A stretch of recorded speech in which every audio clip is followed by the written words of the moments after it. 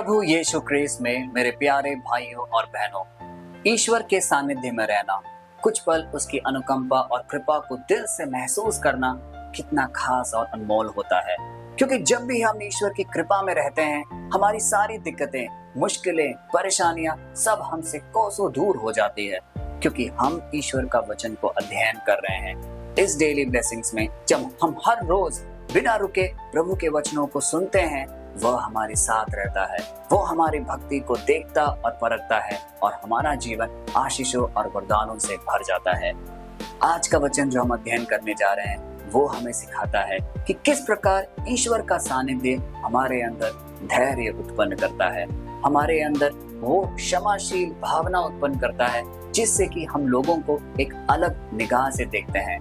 हो सकता है कि हमारे आसपास, हमारे नेबर्स, हमारे फैमिली में जो लोग हैं, वो हमारी आलोचना करते हो, हमारे जो पराजय वाले जो क्षण होते हैं उसको बार बार याद दिलाते हो। लेकिन ईश्वर का सानिध्य हमें ये सिखाता है कि हमें उत्तेजित नहीं होना है, हमें किसी को अशब्द बातें नहीं करनी है, लेकिन सारी चीजें, सारी कठिनाइयां, सारी आलोचना को ईश्वर के सम्मुख रखना है हमारी प्रार्थनाओं में। जब हम सुबह, शाम और रात को प्रार्थना करते हैं, प्रभु से एक वार्तालाप करना है, उससे वो सारी चीजें बतानी है जो भी एक कष्ट के रूप में हमारे जीवन में व्याप्त है, और तब हमारा जीवन संपूर्णता बदलेगा और हम ईश्वर की कृपा में रूपांतरित होंगे। तो चलिए आज का वचन पढ़ते हैं और उसका अध्ययन करें। आज का वचन प्रेरितों के काम अध्याय संख्या 28 पद संख्या 3 से 5 से लिया गया है। आइए सुनते हैं। पौलुस ने लकड़ियों का एक गट्ठर बनाकर, और जब वो लकड़ियों को आग पर रख रहा था, तभी गर्मी खाकर एक विषैला नाग बाहर निकला और उसने उसके हाथ को डस लिया। वहां के निवासियों ने जब उस जंतु को उसके हाथों से लटके हुए देखा, तो वे आपस में कहने लगे, निश्चय ही यह व्यक्ति एक हत्यारा है। यद्यपि यह सागर से बच निकला है, किंतु न्याय इसे जीने नहीं दे रहा। किंतु पौलुस ने उस नाग को आग में ही झटक दिया। पौलुस को किसी प्रकार की हानि नहीं हुई।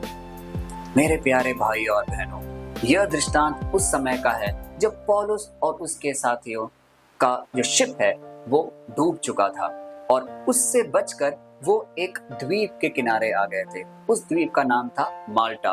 वहां पे ठंड थी, तो पौलुस ने कुछ लकड़ियों का एक गट्ठर बनाकर उसमें आग लगाया, और उस आग के चलते एक वैशैला नाग, एक सर्प उसके हाथों में लपेट लिया और उसे डस लिया।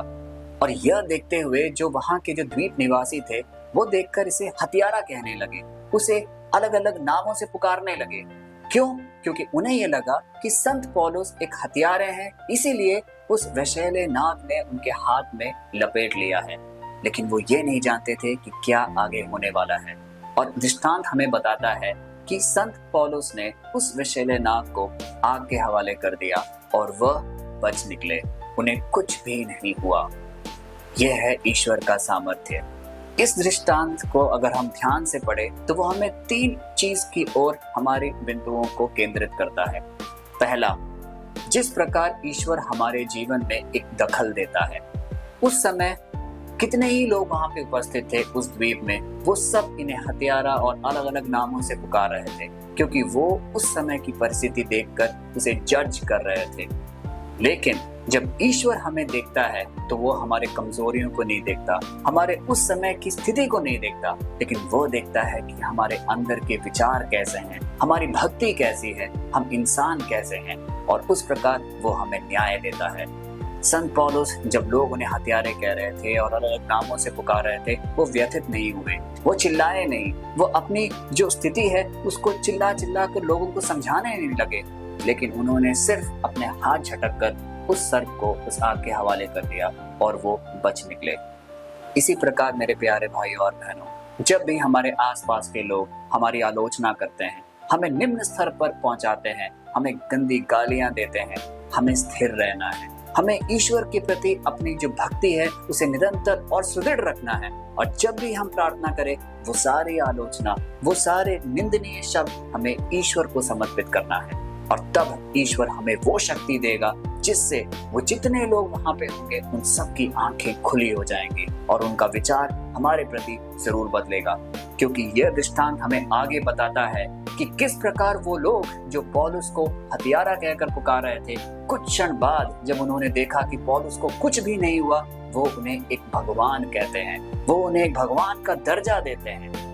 इसी प्रकार जो लोग हमारी आज आलोचना कर रहे हैं, यदि हम उन सबको प्रभु के नाम पे समर्पित करते हैं तो वही लोग हमारे पास आएंगे, हमसे बातचीत करेंगे और हमें एक अच्छा स्थान और उचित सम्मान देंगे।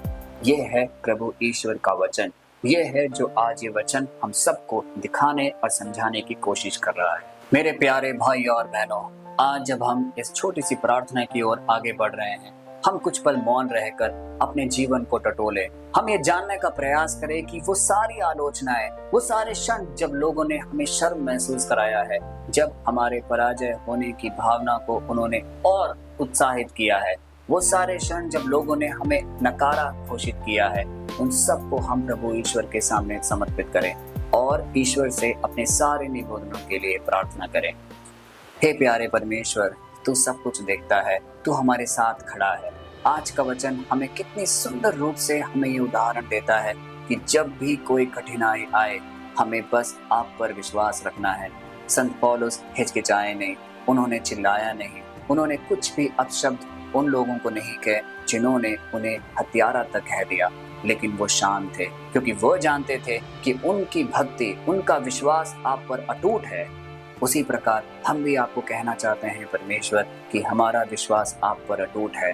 हम दिन प्रतिदिन डेली ब्लेसिंग्स में जुड़ रहे हैं, हम आपके वचन का अध्ययन कर रहे हैं, क्योंकि हम जानते हैं कि आप ही हमारे मुक्तिदाता हैं, आप ही हमें चंगाई देते हैं और आप ही हमारे सारे निवेदनों को पूरा कर सकते हैं। प्रभु परमेश्वर, आज हम इस डेली ब्लेसिंग में उपस्थित हर उस व्यक्ति के लिए प्रार्थना करते हैं। उसके दिल में जो भी विषय है, जो भी निवेदन है, आप उसको देखिए और परखिए, और यदि वो आपके नज़र में पूरी होती है तो उसे निश्चय ही पूर्णता तक पहुंचाइए। हे प्रभु परमेश्वर, ये सारी प्रार्थनाएं, ये सारी इच्छाएं हम आपके पावन चरणों में रखकर प्रार्थना करते हैं। हमारी प्रार्थना सुनिए। प्यारे भाई और बहनों, हर वह जीवन जो प्रभु ईश्वर के साथ कदम दर कदम आगे बढ़कर चलता है, वो कभी पराजित नहीं हो सकता, क्योंकि ईश्वर का सानिध्य उन सब लोगों के साथ है जो ईश्वर में विश्वास करता है, उसके वचनों का अध्ययन करता है, और उसका वचन हमारे दिल में, हमारे मस्तिष्क में एक ज्वाला की तरह प्रज्वलित होता रहता है।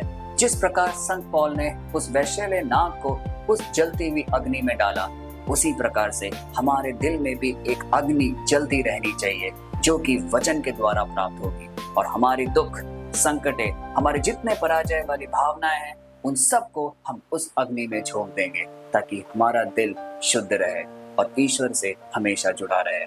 आइए इस वचन को कई लोगों तक पहुंचाएं, क्योंकि जो भी इस वचन को पढ़ता है और देखता और समझता है, उसका जीवन भी रूपांतरित होगा और हम प्रेरित बन जाएंगे। इस प्रार्थना को रखते हुए हम प्रभु ईश्वर से प्रार्थना करें। हे पिता परमेश्वर, हमारी प्रार्थना सुनिए।